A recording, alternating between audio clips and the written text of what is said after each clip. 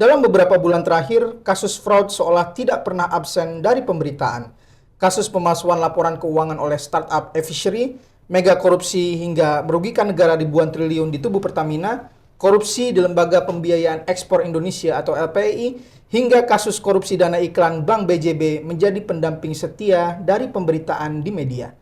Kasus korupsi seolah ada di setiap bulannya, memunculkan sejumlah pertanyaan mendasar seperti apa akar utama dari lemahnya tata kelola publik di Indonesia yang membuat praktik fraud dan korupsi begitu mengakar dan berulang. Hingga yang paling utama yang berulang tentunya ditanyakan oleh setiap orang adalah bisakah praktik korupsi diberantas hingga ke akar-akarnya? Bersama saya Lambang Widjimantoro dan inilah bedah editorial Pratama Insight edisi ketiga Jumat 2 Mei 2025 dengan tema mengupas dan memberantas perilaku rasuah. Anda juga dapat berpartisipasi melalui dialog interaktif pada kolom komentar di video ini atau melalui DM Instagram di Instagram Pratama Indomitra Konsultan.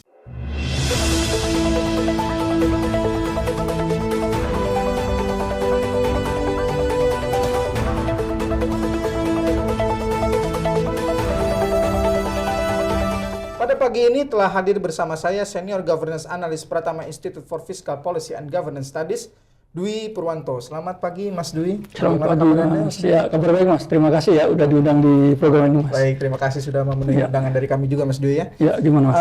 Baik, selama beberapa bulan terakhir ini kan kita tahu ada banyak sekali kasus korupsi yang terjadi di Indonesia. Salah satunya ialah kasus di korupsi ya, mega korupsi kalau boleh saya bilang di Pertamina yang merugikan negara sampai ribuan triliun.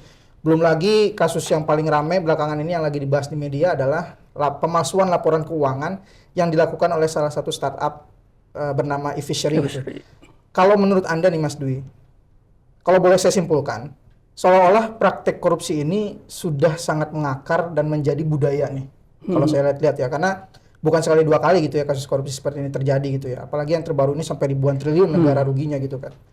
Menurut Anda, apa sih akar masalah utama dari penyimpangan perilaku seperti fraud atau korupsi ini Mas Dwi? Ya. Saya menyoroti gini Mas, jadi ketidakefektifan tata kelola publik di perusahaan atau di lembaga publik ini saya lebih menyoroti karena kurangnya ke integritas kepemimpinan gitu. Nah, integritasnya harusnya menjadi faktor utama yang harus dimiliki oleh seorang pemimpin gitu. Nah, integritas ini identik dengan kejujuran Mas. Jadi jika seorang memiliki integritas berarti orang tersebut jujur gitu. Nah, saya tidak melihat di sini gitu. Jadi praktek-praktek yang terjadi di sini itu ya memang tidak adanya kejujuran seperti contohnya kayak oplos Pertamina segala macam gitu kan. Itu benar-benar gitu. Kalau dia jujur tidak mungkin gitu praktek seperti itu akan terjadi gitu. Nah, yang kedua saya menyorotin ini semacam tidak adanya keteladanan kepemimpinan gitu di situ. Nah, jadi praktek korupsi itu terjadi karena ya pimpinannya itu melakukan korupsi gitu, ya kan. Jika atasannya melakukan korupsi, maka bawahannya juga akan melakukan gitu. Nah, jika atasannya memiliki sifat yang baik, tidak melakukan korupsi, maka bawahannya pun akan mengikuti ini. Nah, ini contoh seorang pemimpin yang memiliki keteladanan adalah Ignatius Jonan waktu memimpin KAI. Nah, ini beliau ini benar-benar memberikan contoh gitu. Bagaimana dia merubah KAI yang dari awal kita aja naik kereta ya pulang kampung dulu tuh agak gimana sumpek atau gimana. Nah, sekarang dengan kepemimpinan beliau ini bisa layanan menjadi mudah gitu. Selain berubah dari layanan melalui segala teknologi juga sumber dayanya pun juga diperhatikan. Salah satunya juga terkait gajinya. Kalau awal-awal tuh udah ya maaf ya udah karyawan udah sepuh-sepuh tapi gaji juga kecil, makanya mereka juga ketrigger untuk melakukan ya kecurangan di situ gitu. Nah, yang ketiga adalah terkait ini ketidakefektifan tata kelola di publik itu ya karena selama ini perusahaan atau lembaga ini hanya fokus untuk mengejar skor atau mengejar kepatuhan aja gitu. Mereka tuh patuh menyusun semacam SOP tata kelola perusahaan, pedoman perilaku, pedoman gratifikasi sampai ISO 371 terkait sistem manajemen anti keuangan. Sistem anti penyuapan maksud saya gitu. Tapi segala upaya itu tetap terjadi. Nah, ini kan jadi semacam tidak penerapan GCG itu hanya patuh aja, belum bisa menjadi jiwa gitu. Nah, jadi kurang lebih gitu Mas. Jadi akar masalah ketidakefektifan tata kelola publik itu ya tadi pertama tidak adanya keteladanan pemimpin, yang kedua adalah kurangnya integritas pemimpin, dan salah satunya penerapan tata kelola itu hanya lipstik semata. Jadi dilihat di luar bagus, padahal di dalamnya amburadul lah gitu. Iya, Kurang lebih seperti ini Mas. Betul. Ya. Berarti memang kalau boleh disimpulkan ya penerapan terkait dengan si tata kelola yang baik ini cuma bahasa pemerintah sekarang omon-omon gitu ya. Omon-omon. Iya. Betul. Iya, cuma bagus di luar tapi di dalamnya mereka sama sekali jauh dari nilai-nilai positif mengenai tata kelola yang baik itu ya Mas Dwi. Iya betul. Jadi rata-rata apalagi BUMN ya. BUMN itu benar skornya itu udah melebihi 75. Dalam hal ini itu kategori sangat baik dan sangat baik Mas. Tapi itu ya cuma hanya lipstik aja di luar gitu. Wah ini bagus. Tapi apalagi sekelas Pertamina yang kemarin direkturnya ditangkap Mas, itu udah pasti bagus GCG-nya gitu. Cuma ya itu saya menangkap atau menyoroti yaitu tata kelola tidak efektif itu karena hanya patuh terhadap peraturan dan hanya mengejar skor GCG. Jadi prinsip-prinsip GCG itu tidak dijalankan secara baik dalam praktek keseharian di perusahaan gitu. Berarti Terlalu mereka hanya mengejar nilai di atas kertas tapi tidak di ranah realitas ya Mas Dwi. Betul Mas. Ya. Luar biasa ya. Baik Mas Dwi, kita lanjut ke pertanyaan berikutnya Mas Dwi. Menurut Anda apakah desain kebijakan dan birokrasi saat ini justru malah memberi celah bagi terjadinya penyalahgunaan wewenang nih malah? Itu udah pasti benar ya. Benar ya? Ya karena di Indonesia itu peraturan itu hampir ribuan Mas. Baik. Yang terdiri dari undang-undang, peraturan daerah, peraturan kementerian gitu kan. Nah itu justru dari banyaknya peraturan itu justru menjerat pejabat negara gitu karena ketidaktahuan dari isi kebijakannya atau bahkan ada dari semacam celah aturan tersebut seperti sanksinya kurang tegas gitu. Contohnya oknum pejabat yang memanfaatkan celah tersebut adalah seorang komisaris itu memiliki perusahaan, tapi perusahaan tersebut memberikan jasa ke perusahaan yang beliau jadi komisaris tersebut. Nah, itu kan benturan kepentingan, Mas. Betul. Nah, makanya untuk ke depan itu celah tersebut harus diisi. Salah satunya taruhlah pasal baru di Undang-Undang Tipikor umpamanya kayak gitu kan. Jadi nanti oknum pejabat tersebut yang melanggar praktek benturan kepentingan bisa dijerat menggunakan pasal benturan kepentingan tersebut gitu ya. Nah, sementara ini di Tipikor itu belum ada, Mas. Masih rata-rata dijerat di pasal 12B ya kayaknya nggak salah tuh terkait memperkaya diri sendiri dan orang lain. Rata-rata sih seperti itu sih, Mas. Jadi setelah banyaknya perundang-undangan atau peraturan itu masih lemah di sanksi. Jadi sanksi itulah dimanfaatkan oleh oknum pejabat negara. Nah, kurang lebih seperti itu, Mas. Berarti memang kalau saya boleh simpulkan negara mungkin malah memfasilitasi terjadinya kasus-kasus seperti itu. Bagaimana, Mas? Apakah memang demikian atau memang? Ya, seperti balik lagi, Mas. Jadi sebenarnya gini ya. Jadi banyaknya aturan, ya kan, banyaknya kebijakan. Itu jika diimplementasikan dengan baik atau seorang pemimpin atau SDM-nya berintegritas, Mas, itu sebenarnya ya berjalan sebagaimana mestinya. Nah ini kan jadi masalah ya, Mas. Orangnya udah nggak berintegritas, SOP-nya juga tidak diimplementasikan dengan baik gitu kan.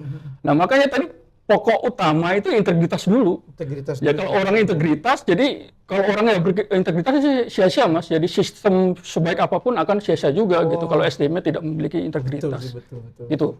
Gitu Mas. Ya. Berarti memang semua berangkat dari memperbaiki integritas masyarakat dulu ya, terutama para pejabat yang hari ini ada di lingkaran kebijakan gitu ya, Mas. Betul. Baru nanti kita bicara pembenahan dari sisi administrasi atau pembuatan tadi penambahan pasal baru terkait dengan hal-hal yang bisa meminimalisir perilaku fraud atau korupsi itu ya, Mas. Betul. Ya. Betul. Baik Mas Dwi, luar biasa sekali tadi jawaban dari Anda. Saya jadi kepikiran untuk bertanya ke poin berikutnya nih, Mas Dwi ya. Ya, Mas. Kalau tadi kita bicara faktor terkait dengan akar penyebab gitu ya, terus juga apakah desain kebijakannya yang malah justru membuka celah selebar-lebarnya bagi orang untuk melakukan tindakan rasuah atau fraud atau korupsi lah kalau bahasa kita ya. Nah, sekarang saya pengen bertanya terkait apa saja pola-pola umum yang terlihat dalam kasus penyalahgunaan tata kelola di Indonesia dan bagaimana sebetulnya pola ini bisa dicegah sebetulnya Mas Dwi. Ya, kalau pola yang dilakukan untuk melakukan kecurangan atau korupsi itu banyak banget mas sebenarnya. Ya, contohnya penggelapan, markup gitu, itu udah jadul lah istilahnya. Kasus yang jadul, jadi laporan keuangan dibikin lebih tinggi nilainya, nah itu udah jadul banget gitu. Terus penggelapan, terus suap gitu. Iya. Tapi saya balik lagi, saya menyoroti itu yang paling unik itu terkait penerimaan gratifikasi, penerimaan dan penolakan mas. Nah ini orang pejabat negara itu rata-rata belum paham mas terkait gratifikasi gitu. Nah bahkan sekelas Romi yang dulu ketua Muhammadiyah, iya. itu kan pernah dilangkap tuh. Iya. Dia merasa itu gratifikasi, padahal enggak gitu. Kalau gratifikasi itu sebenarnya bisa jadi pangkal menjadi suap, gitu. Sebenarnya, tapi KPK sendiri itu memberi proteksi atau perlindungan sebenarnya. Jadi kalau Mas Lambang menerima gratifikasi, jam Rolex umpamanya gitu kan, nilainya kan miliaran tuh mas, gitu kan. Nah sebenarnya kalau Mas Lambang selaku penyelenggara negara ya istilahnya gitu kan, itu kalau dilaporkan sebelum 30 hari aman mas. Aman ya? Iya, yang jadi masalah udah nerima jam Rolex, mereka juga seorang penyelenggara negara tidak dilaporkan, berarti kan ya ada niat emang mau menerima itu. Nah, jatuhnya selama lebih dari 30 hari akhirnya menjadi suap. Nah akhirnya bisa tuh dijerat oleh KPK, Kejaksaan Agung dengan pasal yang suap itu gitu. Nah, bagaimana cara gratifikasi itu biar efektif? Nah, salah satunya ya tadi kita sebagai penyelenggara negara juga harus berani menolak gitu. Jadi kira-kira kalau ya harus sadar nih, wah gue terima dari apalagi nggak dikenal tiba-tiba ada yang ngirim gitu ya ditolak aja mas sebelum 30 hari kirim ke KPK gitu kan ada UPG kalau di perusahaan tuh unit pengendalian gratifikasi, kalau enggak ya kita lapor sendiri aja gitu. Nah yang kedua itu ya fungsi dari UPG unit pengendalian gratifikasi di BUMN itu dimaksimalkan mas. Jadi selama ini kan unit pengendalian gratifikasi itu boleh ngambil dari anggota SPI, Sekper, keuangan atau manajemen risiko. Nah kalau bisa nanti ke depan, nah ini balik lagi ke regulasi lagi ya mas. Jadi KPK bisa mengeluarkan kebijakan baru bahwa perusahaan harus memiliki unit pengendalian gratifikasi, tapi unitnya secara khusus. Jadi khusus untuk pencegahan atau terkait mengelola terkait gratifikasi tersebut, mas. Nah kurang lebih seperti itu, mas. Berarti pola umumnya itu dipantik oleh gratifikasi. Mas. Iya, orang tuh gimana gratifikasi. Sebenarnya gini, mas. Ini unik, makanya saya bilang unik ya. Orang menerima gratifikasi sebenarnya boleh diterima, mas. Yang jadi masalah itu nilainya jangan sampai lebih dari 1 juta gitu. Ya tapi jangan terima juga kalau pengen aman. Kita udah sadar ini penyelenggara negara. Ya udah kalau pengen aman terima apapun HP segala yang nilainya masih di bawah 1 juta ya udah lebih baik dilaporkan ke KPK melalui unit pengendalian gratifikasi jika seorang direktur atau komisaris, kurang lebih seperti itu mas. Berarti kalau saya nerima barang yang di bawah 1 juta meskipun itu mungkin dianggap gratifikasi, tapi saya tidak akan dikenakan hukum apa gimana? Sebenarnya bisa dituntut karena emang pasal dari Undang-Undang Tipikor itu nilainya itu harus lebih dari 1 juta. 1 juta. Iya, itu baru bisa ibaratnya dijerat lah. Tapi orang kita seorang penyelenggara negara terus cuma 300.000 masa perusahaan ngapain capek-capek repot melaporkan mas buat apa? Biaya untuk mengurus itu lebih besar mas saya rasa. Kurang lebih seperti itu. Birokrasi kita memang mahal sih mas. Baik mas Dwi, menarik tadi Anda bicara soal masalah gratifikasi adalah pemantik utama dari pola umum dari perilaku rasuah gitu mas. Yang saya tahu kan masyarakat ini tadi mungkin ya sebelum nonton video ini nanti ke depannya mereka tidak tahu gitu loh bahwa pola-pola gratifikasi itu ya apapun yang sifatnya barang atau apapun yang nilainya di atas 1 juta itu bisa masuk kategori gratifikasi gitu ya mas. Saya memang agak tertarik terkait dengan tadi mengenai gratifikasi mas, karena saya merasa masyarakat mungkin yang belum paham menganggap pemberian itu berapapun nilainya itu tetap dianggap sebagai pemberian gitu loh. Jadi mereka tidak menganggap itu sebagai suatu perilaku melanggengkan gratifikasi gitu ya bahasanya. Jadi yang ingin saya tanyakan nih Mas Dwi, menyambung ke pertanyaan sebelumnya. Menurut Anda masyarakat sipil bisa nggak sih berperan secara aktif untuk mendorong reformasi tata kelola ini supaya tujuan utamanya adalah kita berantas dulu perilaku rasuah ini dari masyarakat sipil. kalau kita bicara ke penyelenggara negara udah susah lah. Mungkin mereka jauh lebih pintar daripada kita sehingga dikasih wejangan atau dikasih nasihat mungkin agak sulit nih Mas Dwi ya. Harapan saya mungkin ya siapapun nanti yang menonton ini mereka mulai sadar bahwa kita bisa mencegah ini. Nah, menurut Anda kiat-kiatnya seperti apa Mas? Iya, gini aja kalau contohnya Mas Lambang itu bisa banget lah ya. Publik itu dilibatkan lah kasarnya gitu, dilibatkan dalam ibaratnya perumusan tata kelola atau biar tata kelola publik ini berjalan secara efektif. Ini salah satunya juga ya seperti ini prakteknya Mas. Jadi Mas Lambang melihat gitu, melihat ada pejabat negara menerima, ya tadi gratifikasi nilainya lumayan ini, tapi dari internal perusahaan tersebut tidak melaporkan Mas. Nah itu Mas Lambang selaku tiba-tiba datang ke perusahaan ini lihat gitu secara tidak sengaja bisa melaporkan Mas melalui whistleblowing system. WBS ya, bisa melalui WBS nanti anonim, misalnya kalau Mas Lambang takut ya nggak usah pakai nama, tapi bukan surat kaleng ya Mas ya, bisa pakai nama tapi harus harus terdiri dari 4W1H terus apa segala macamnya itu kan gitu.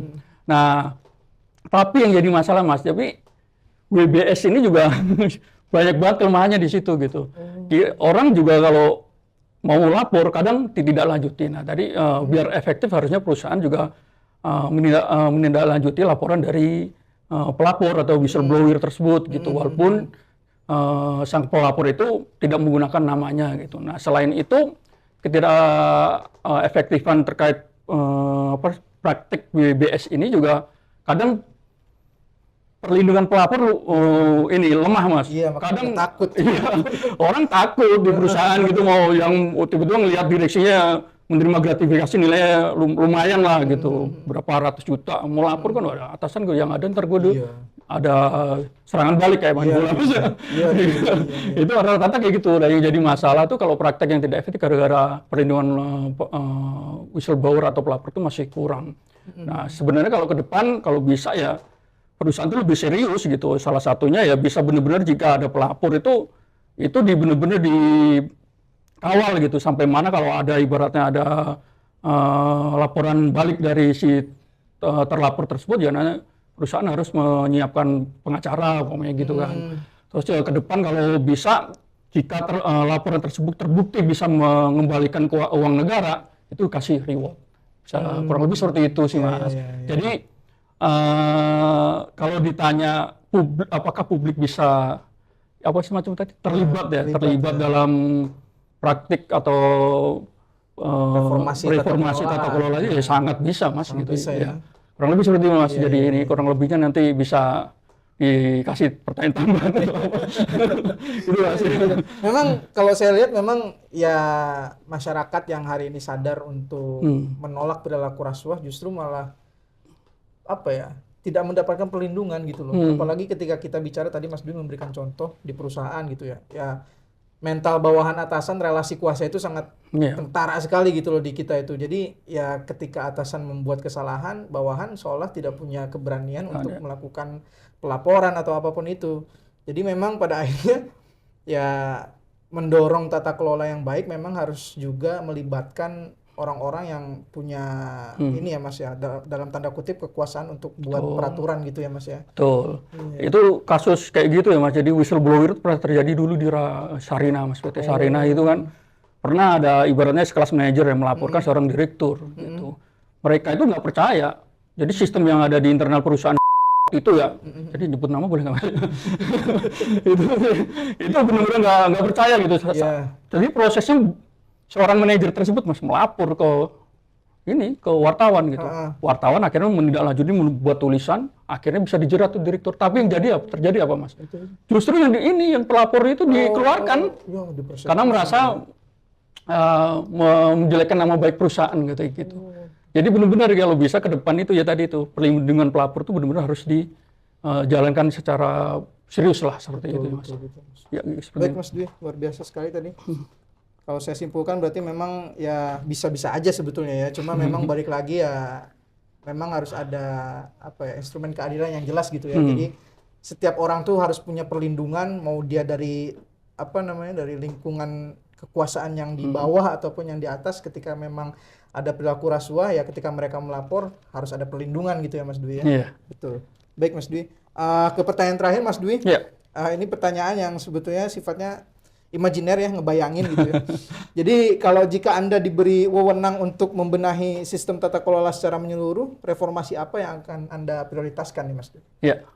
Kalau saya jadi seorang menteri BUMN nih Mas, Erick Thohir ini baru kayak gitu. Saya akan pertama-tama saya akan menunjuk seorang direksi yang memiliki tadi integritas dan menjadi teladan, itu pertama paling utama. Dan kedua tidak boleh seorang direksi dan komisaris itu dari partai politik karena itu efeknya benar-benar Mas bisa jangka panjang dan bisa merugikan gitu karena apa ya kita nggak perlu ini mah terlalu bahaya kalau saya buka gitu. Tapi yang penting itu Mas, tapi tetap proses atau tahapan segala macamnya itu ya kita tetap lalui, salah satunya dengan melalui rekam jejaknya gitu. Selain keahlian kita pikirkan juga seperti harus sesuai dengan bidang usaha perusahaan umpamanya gitu. Kita juga harus memiliki calon direksi dari Dewan Komisaris tersebut harus memiliki rekam jejak yang baik gitu kan. Contohnya tidak pernah tersangkut kasus korupsi umpamanya itu.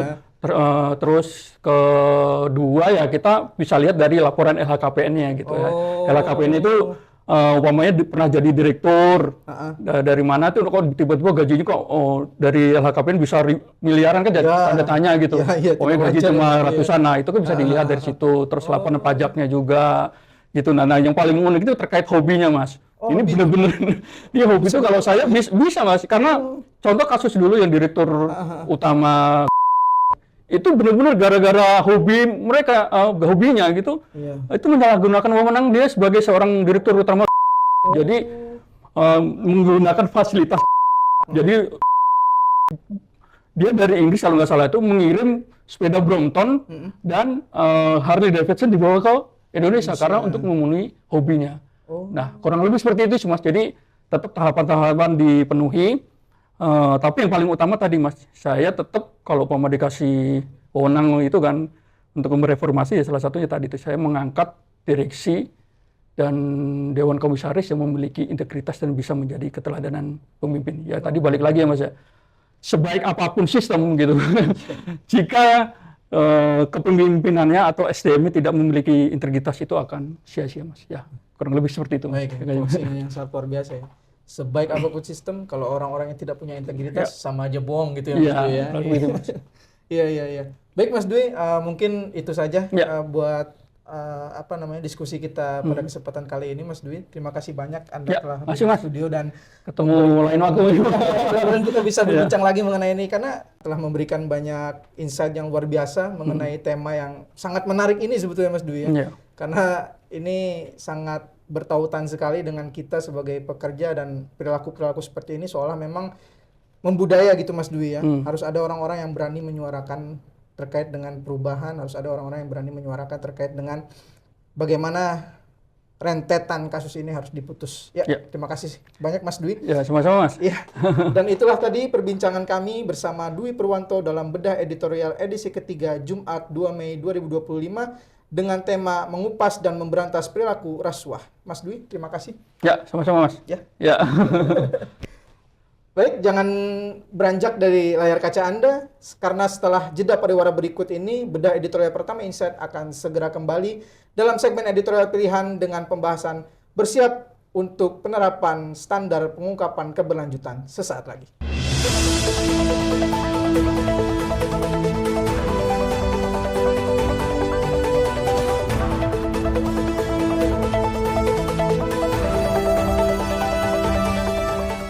Hari gini masih stres, ribet pusing ngurusin absensi, izin cuti, izin lembur karyawan secara manual. Apalagi masih pakai banyak kertas kayak gini. Udah nggak zaman kali. Nih, kami punya solusinya. Nah, untuk teman-teman HC, sekarang nggak perlu lagi bingung kalau administrasi HC numpuk tiba-tiba, karena sekarang udah ada SIP. Tingkatin manajemen HC kamu dengan SIP sekarang dan rasakan kemudahan dalam mengelola SDM. Komen mau untuk mendapatkan harga promo langsung dari kami. So, biar ribetnya kamu, SIP yang urus.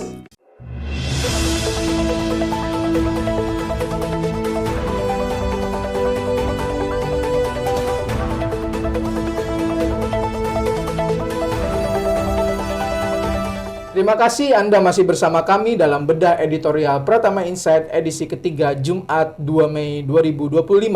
Kali ini telah hadir di studio Accounting Policy Analyst di Pratama Institute for Fiscal Policy and Governance Studies, Intan Pratiwi. Selamat pagi Mbak Intan, bagaimana kabar Anda Mbak Intan?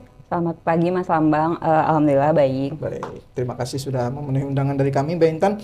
Ya, dalam editorial pilihan minggu ini Mbak Intan disebutkan bahwa akan ada penerapan standar pengungkapan keberlanjutan atau SPK yang akan berlaku mulai 1 Januari 2027 mendatang nih Mbak Intan.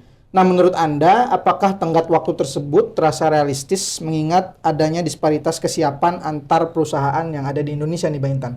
Bagaimana menurut Anda Mbak Intan? Ya, baik, terima kasih Mas Lambang. Jadi, standar pengungkapan keberlanjutan atau SPK ini itu diadopsi dari standar globalnya, yaitu IFRS Sustainability Disclosure Standard.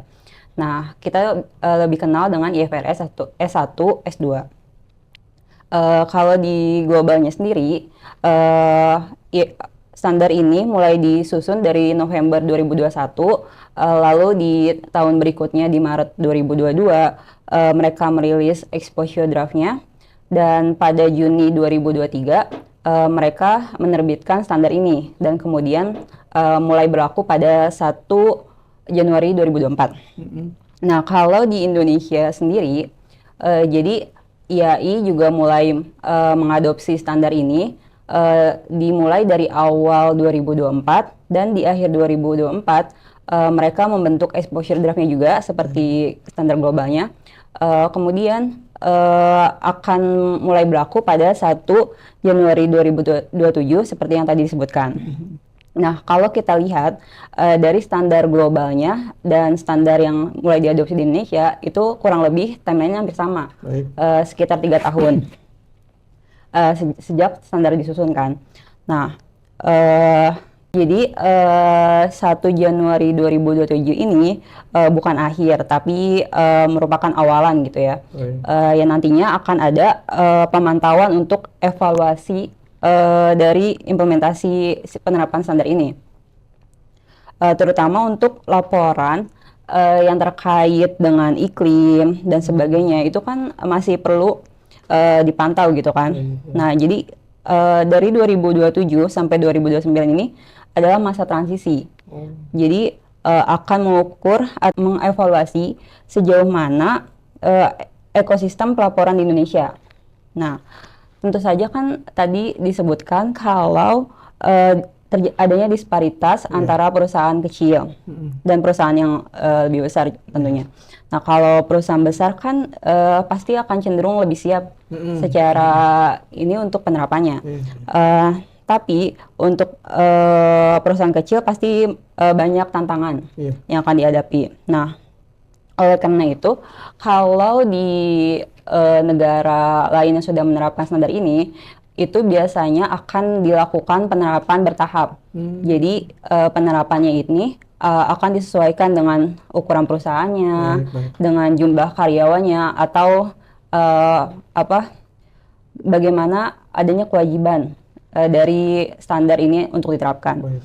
Jadi kalau ditanya 1 Januari 2027 ini realistis atau tidak, ini realistis, tapi sebagai titik awal. Tapi tentunya harus ada pendekatan bertahap dan dukungan menyeluruh agar penerapan standar ini benar-benar efektif dan mendorong praktik keberlanjutan. Baik, Mbak Intan, terima kasih banyak atas penjelasan Anda untuk pertanyaan pertama tadi. Karena memang penjelasan dari Anda sudah sangat komprehensif sekali. Lanjut mungkin ke pertanyaan kedua nih Mbak Intan.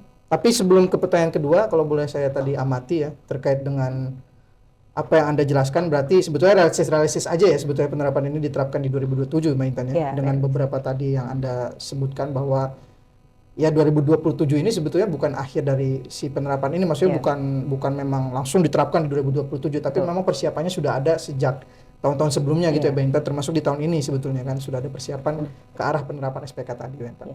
Baik Mbak Intan, ke pertanyaan kedua, pada editorial pilihan kali ini juga menyoroti pentingnya revisi POJK 51 tahun 2017 nih Mbak Intan, agar katanya bisa selaras dengan si penerapan SPK tadi gitu Mbak Intan. Nah, menurut Anda pribadi, apa implikasi regulatif yang paling signifikan jika revisi tersebut tidak segera dilakukan Mbak Intan? Baik, terima kasih Mas Lambang. Jadi revisi dari POJK 51 tahun 2017 ini memang cukup mendesak ya. Jadi perlu segera dilakukan. Mengingat sudah dari tahun 2017, pastinya akan ada beberapa hal yang sudah tidak terlalu relevan lagi. Nah, kalau tidak segera dilakukan, akan ada beberapa risiko yang muncul. Seperti pertama, cakupan pelaporannya itu jadi belum terlalu luas.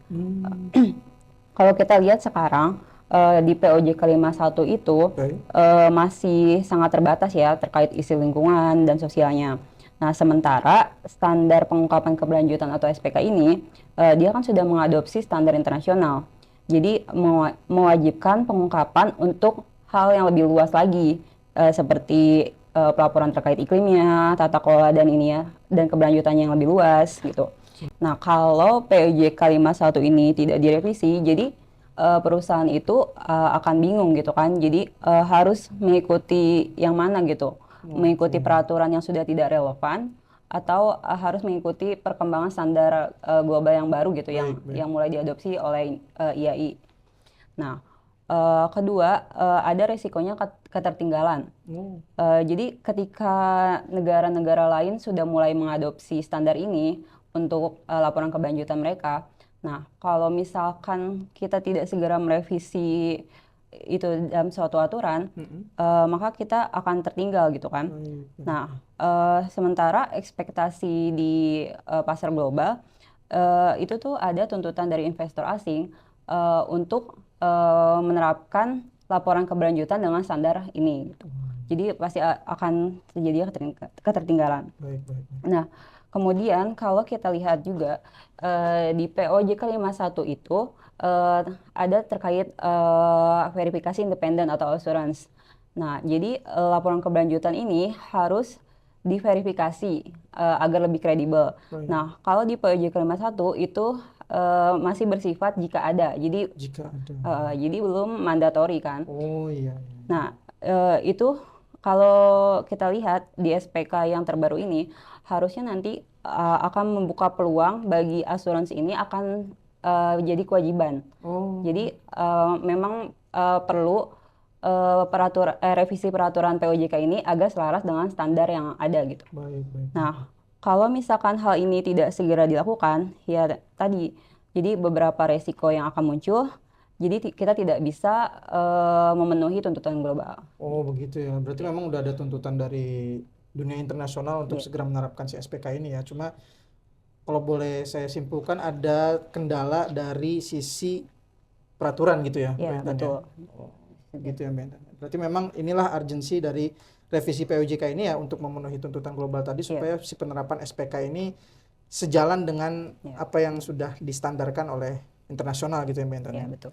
Baik, Mbak Intan, ke pertanyaan selanjutnya, Mbak Intan.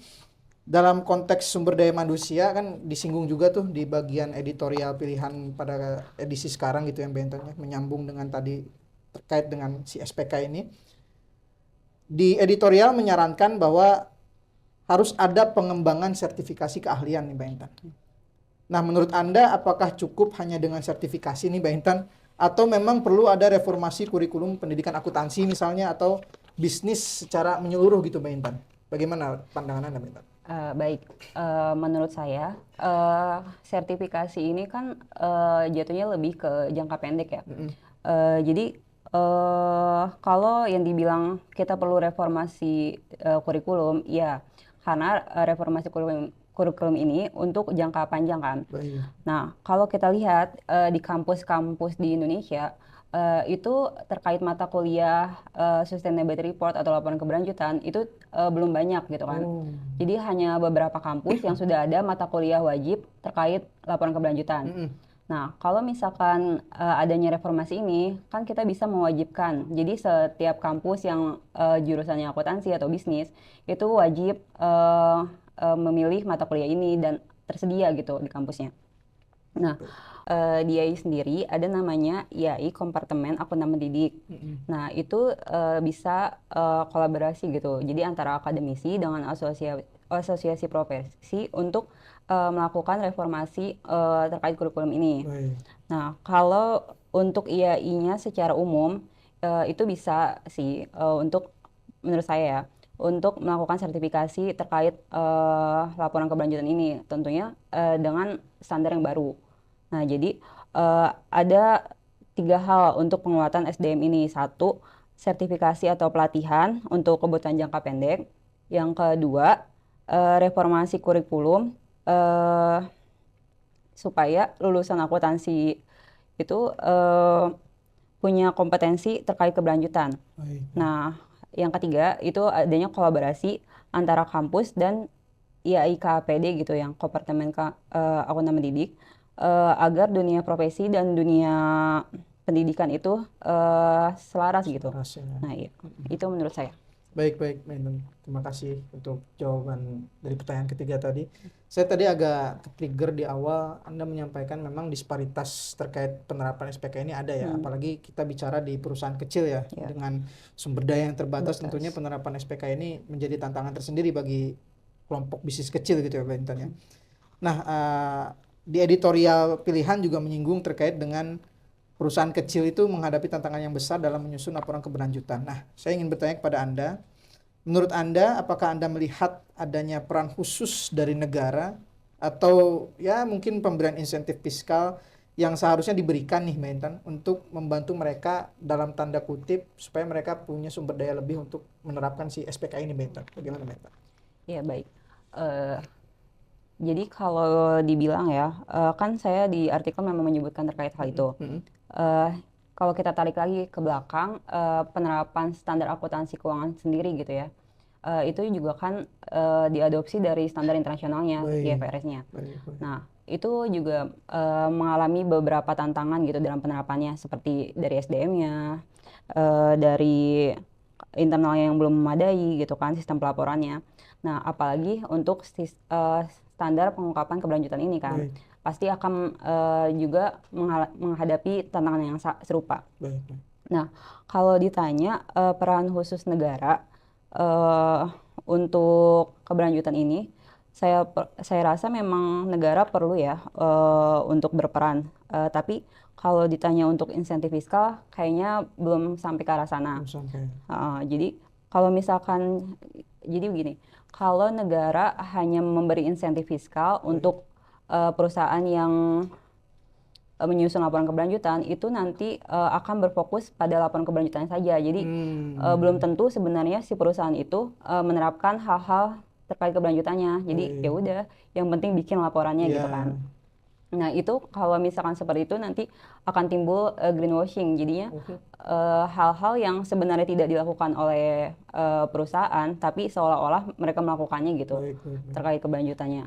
Nah, jadi akan lebih baik kalau insentifnya ini lebih ke kinerjanya. Jadi kalau perusahaannya sudah menerapkan kinerja keberlanjutan, itu bisa diberi insentif, misalkan insentif terkait program CSR-nya gitu kan. Selain insentif yang tadi gitu, jadi negara juga bisa hadir gitu ya kan. Tapi dalam bentuk dukungan non fiskal gitu, seperti misalkan sosialisasi atau edukasi terkait penerapan standar laporan keberlanjutan ini gitu.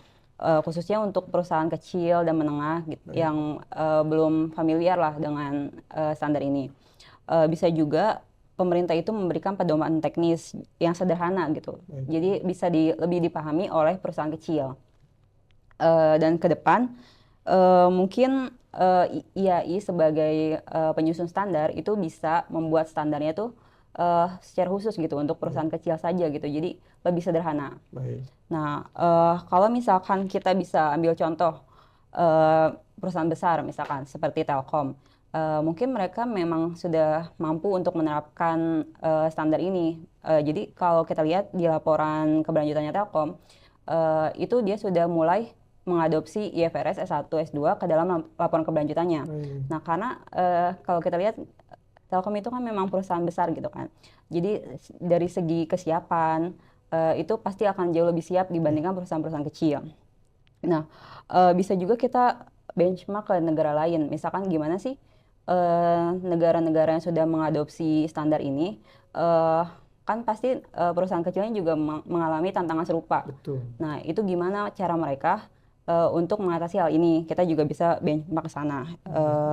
Mungkin gitu. sama-sama. Oke, Benton, menarik. Ya. Kita ke pertanyaan terakhir kalau gitu Benton ya. Sekaligus pertanyaan penutup gitu.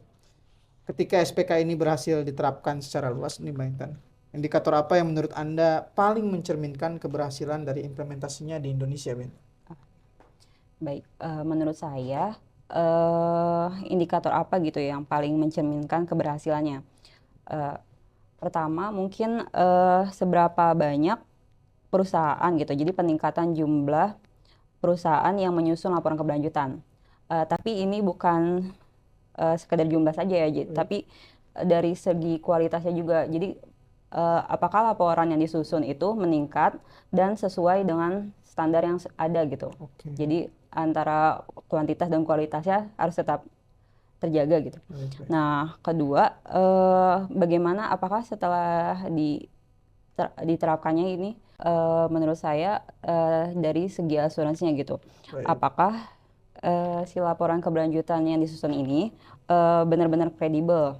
Jadi tidak hanya formalitas saja, tapi benar-benar diasuransi secara menyeluruh sesuai standarnya. Baik. Kemudian yang ketiga itu adanya integrasi pelaporan keberlanjutan dalam pengambilan keputusan. Jadi bagaimana laporan yang disusun ini bisa untuk decision making. Baik. Jadi benar-benar disusun untuk dapat dimanfaatkan dalam pengambilan keputusan. Kemudian dukungan ekosistem yang memadai. Jadi seberapa berhasilnya implementasi standar ini bisa dilihat dari ekosistemnya. Jadi apakah terdapat panduan teknis secara regulasi memang sudah direvisikan yang sebelum-sebelumnya peraturannya. Nah, bagaimana peningkatan kapasitas SDM dari yang sudah disebutkan di awal. Nah, itu bagaimana bisa berjalan dengan baik gitu. Nah, kemudian yang terakhir itu bagaimana pengakuan dari investor global terkait laporan yang sudah disusun. Oke. Apakah laporan keberlanjutan ini sudah sesuai dengan keinginan para investor gitu dan memenuhi gitu. Baik. Itu sih menurut saya. Oke. Luar biasa sekali penyampaian dari Anda, Mbak Intan, terkait dengan penerapan SPK di Indonesia. Tadi Anda menyinggung terkait dengan negara harus hadir, terutama dalam pembentukan kurikulum yang baru, supaya memang lulusan-lulusan akuntansi ini sadar pentingnya SPK ini dan mereka memahami si SPK ini ke depannya gitu ya, supaya pada gilirannya nanti di 2027 Indonesia siap menerapkan SPK ini gitu ya Mbak Intan ya. Luar biasa sekali. Itulah tadi diskusi kami dengan Accounting Policy Analyst Mbak Intan. Terima kasih Anda telah menyaksikan bedah editorial Pratama Insight. Saya Lambang Wijimantoro beserta kru jajaran yang bertugas pamit undur diri dari layar kaca Anda. Terima kasih, sampai jumpa dan wassalamualaikum warahmatullahi wabarakatuh.